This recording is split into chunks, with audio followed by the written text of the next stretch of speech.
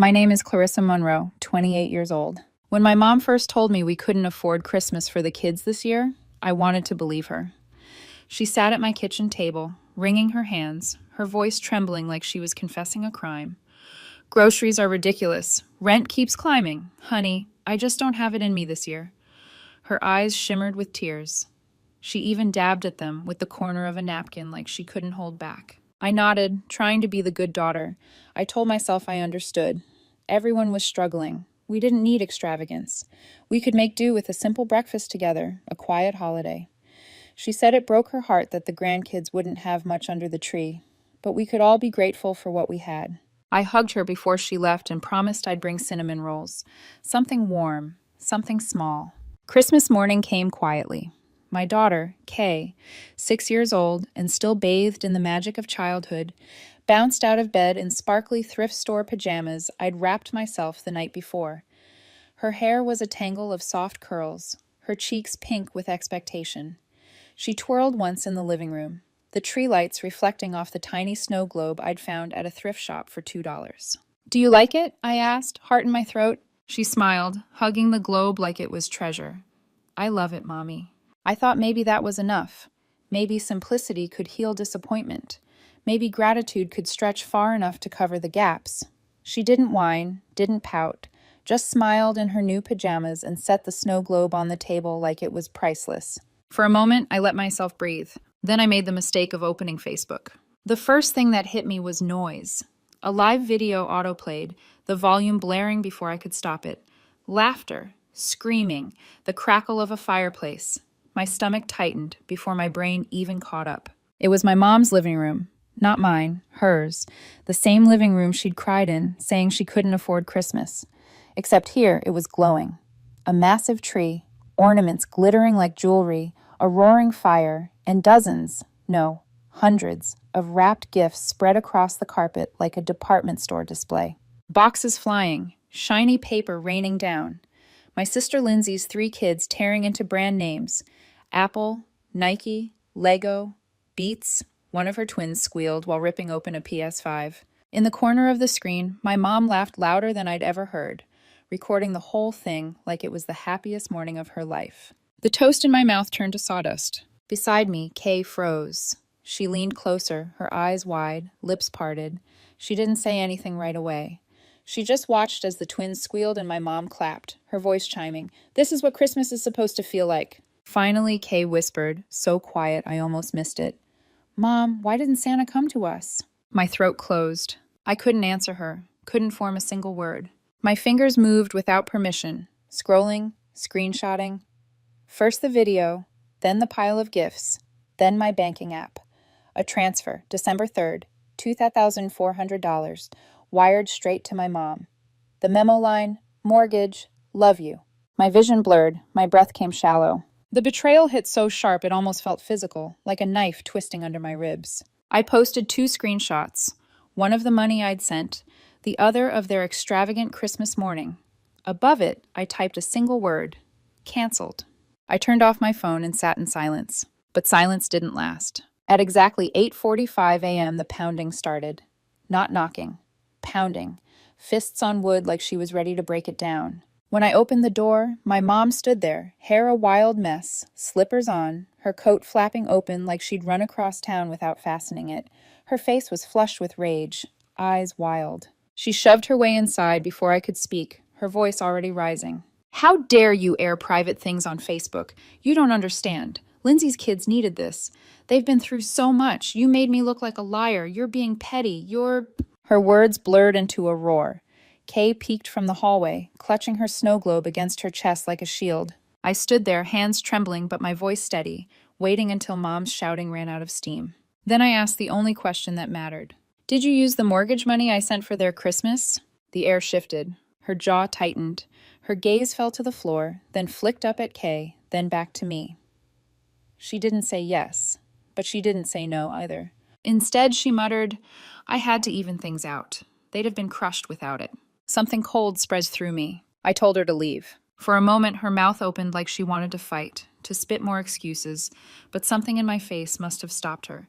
She turned, muttering under her breath, and slammed the door behind her. The silence after was louder than her shouting. Kay stood in the hallway, her little hands white-knuckled around the snow globe. I walked to her, crouched down, and brushed her hair back. "It's okay, sweetheart." She didn't answer. That night, after she fell asleep, I sat in the living room with only the Christmas lights for company. My phone glowed on the coffee table, no messages from my mom, none from Lindsay. But the rage didn't fade. It simmered, boiled quietly. Because this wasn't the first time. It was just the clearest, the proof finally visible. And I decided right then, if they wanted me out of their little Christmas fairy tale, they were going to get their wish. Not all at once. That would have been too easy for them. I was going to cut them off piece by piece, make them feel it. That Facebook post was the only explanation they were going to get.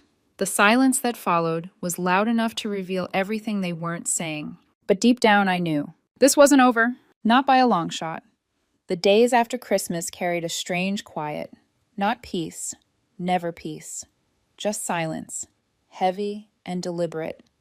The kind that makes you wonder what people are saying behind your back when they won't say it to your face. I waited for my mom to call, to explain, to beg. She didn't. Lindsay didn't message either. No apologies, no clarifications. Just nothing. And maybe that silence was the confirmation I needed. They thought I'd cool off eventually, that I'd sweep it under the rug like always, play the role they'd written for me.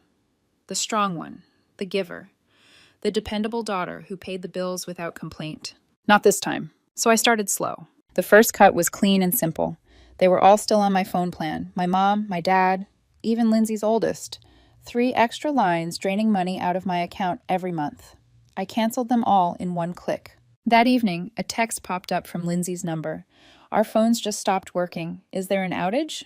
I stared at it until the screen dimmed and went dark. No reply. Next came Costco. Years ago, when Dad retired and money tightened, I'd added them all to my membership. They used it for everything: groceries, gas, bulk cleaning supplies. I logged in, removed their access, and shut the door. A few days later, Dad left me a voicemail. His voice sounded almost bewildered, like a child who couldn't grasp cause and effect. "Hey, just tried picking up a few things, and the card didn't go through. Thought maybe there was a mistake." There wasn't. In January, I kept the mortgage payment going, just to see how long they'd pretend nothing was wrong. I thought maybe the Facebook post had shocked them into silence, that they were lying low out of shame. But no, they were just waiting for me to cave. That month, no thank you, no check-in, just silence and a cashed check. By February, I pulled the next string, the grocery money. Mom used to text me a list every week: milk, eggs, laundry soap, and I'd order it through Instacart. She didn't send anything that month, not until the second week when a message appeared. "Hey, sweetie, just checking in. Things have been a little rough lately. If you happen to have anything extra for food this week, we'd really appreciate it." I read it 3 times. My thumb hovered over the keyboard. Then I typed one sentence. "Kay says hi." 3 dots appeared, then vanished. No reply. That same night, my Uncle Tony messaged out of nowhere. Said they were throwing Lindsay a birthday dinner and asked if I could chip in. He called it a family thing. I sent him a screenshot of the Gucci gift box from Lindsay's Christmas post. Nothing else. He left me on red. Mid-February, the cracks started showing. First, Lindsay sent a short text.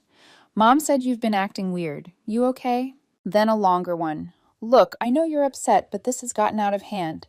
The kids miss Kay. I miss her. Let's talk." I ignored both. A day later, a voice message buzzed through. Lindsay's voice was soft, rehearsed, like she was testing out a new personality. "I don't want things to spiral. Family is family. We should rise above the drama." I blocked her. The next weekend, Mom texted about her car. "Making a weird noise. Could you maybe help with repairs?" I left her on red. That night, Dad called.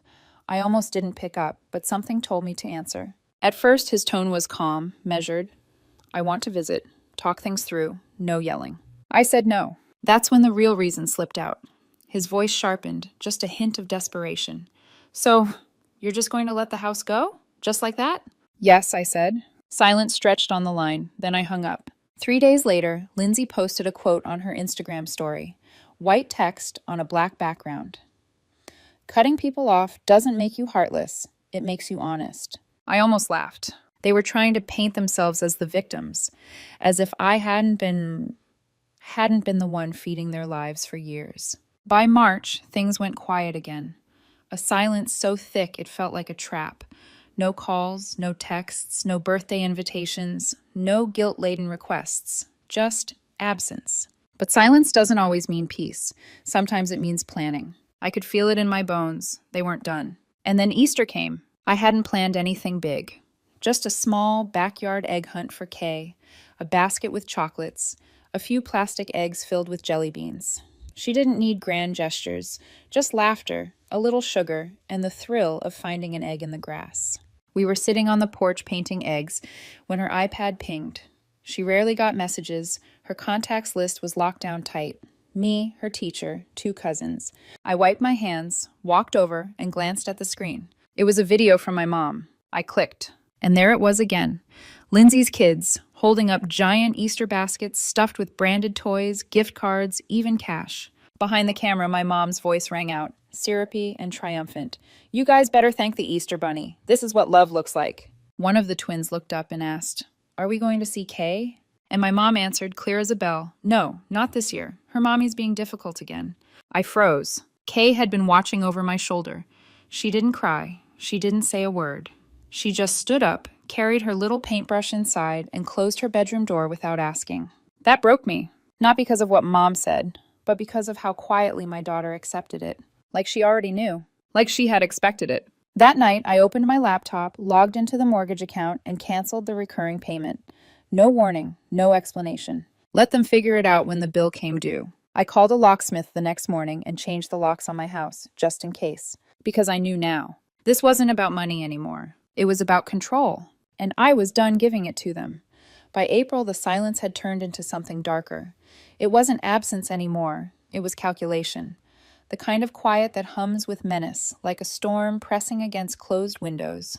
It arrived in a plain white envelope. No return address, just my name scrawled in shaky cursive. Inside was a draft will, printer ink faint, pages cheap and unbound. At the top, my parents' names, dated only a week earlier. The words swam in front of me.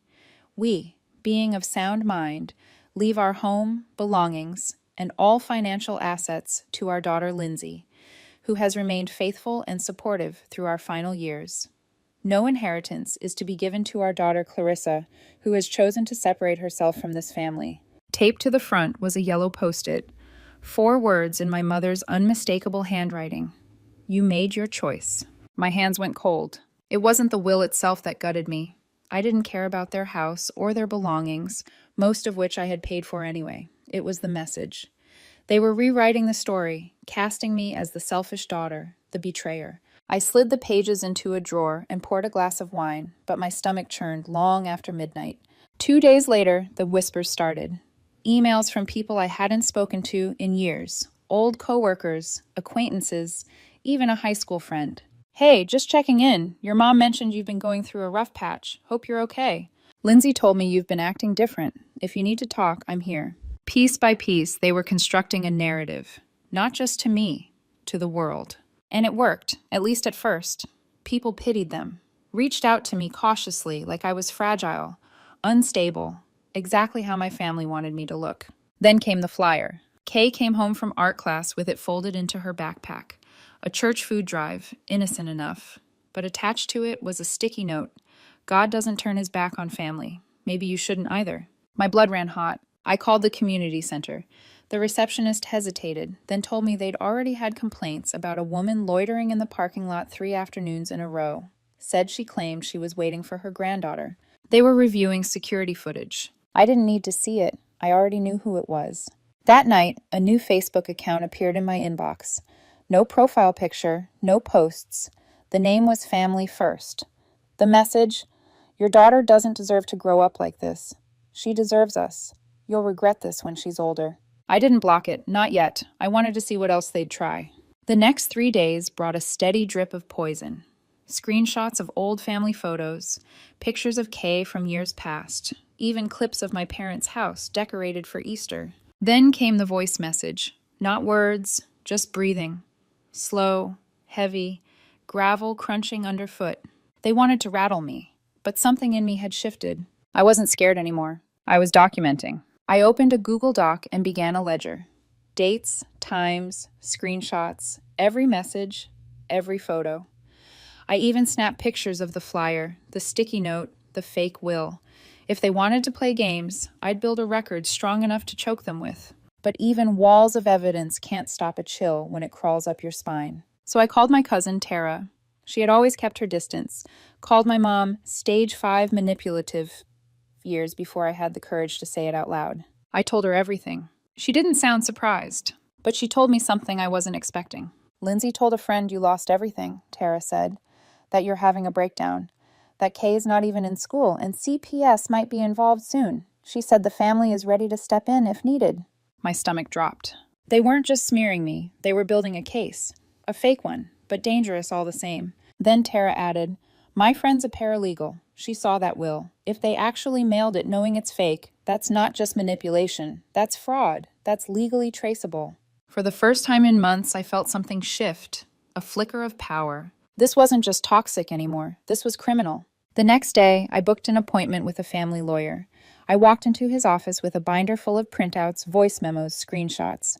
He flipped through the pages, his expression unreadable. When I told him about the gift bag Mom had left at Kay's school, complete with a card that read, Grandma loves you always, no matter what Mommy says, he set the file down and looked me in the eye. Have they tried to contact your daughter directly? I nodded. Yes, videos, messages, that bag, even drafts saved in her old tablet. He didn't hesitate. You're going to want a restraining order, not just for you, for your daughter. And if they escalate, we escalate legally. I walked out of that office lighter than I'd felt in years.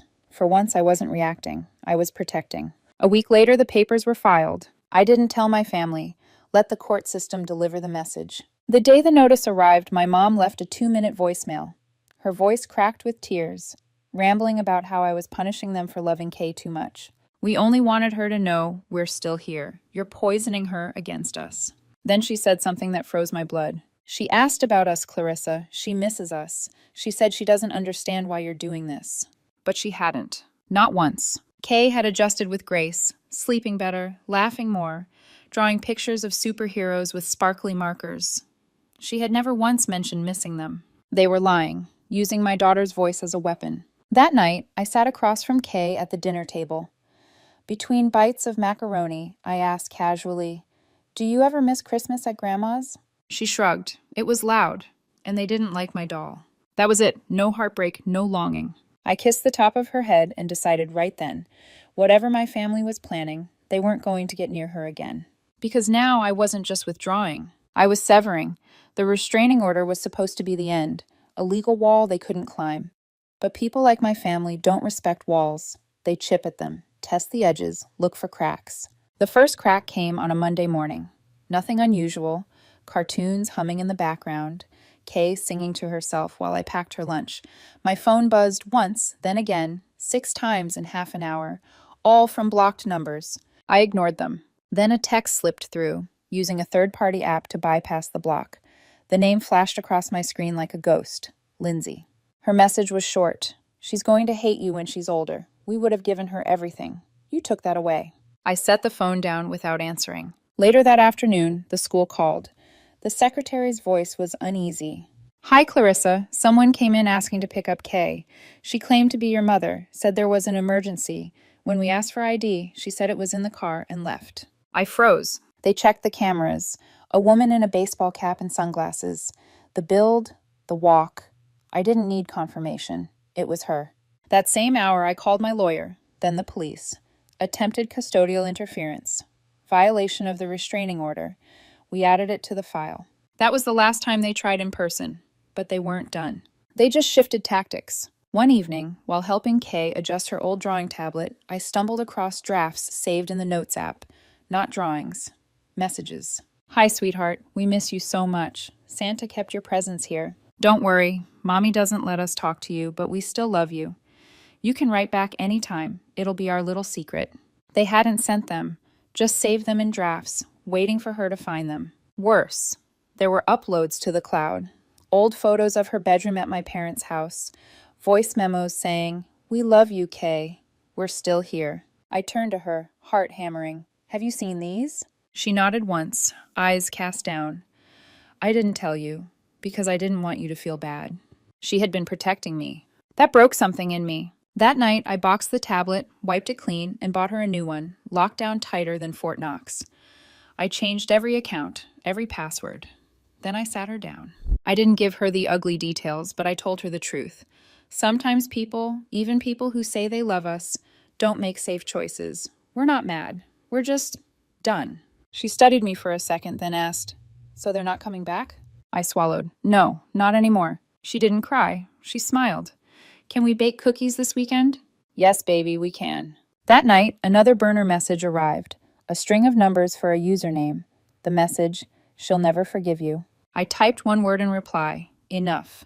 Then I blocked it, deleted the app, and handed every piece of evidence to my lawyer. It's been 4 months now. No more calls, no more strange letters or half-baked guilt trips. They still try to poke through, a forwarded message here, a rumor whispered there. A former coworker told me my mom was saying I was emotionally abusing Kay, that they were praying for her to be rescued. But none of it reaches me anymore, because I shut every door. And this time I locked them. Kay is happy. She laughs freely now. She draws little comics where she's a superhero with laser eyes and a psychic puppy who eats bad guys. Sometimes when she's drifting to sleep, she whispers, "I'm glad it's just us." Me too. They thought my giving made me weak, that my sacrifices meant they could take and take, rewriting me as the villain when I finally said no. What they didn't realize was that the moment I stopped giving, I became unstoppable. No more. And I meant it.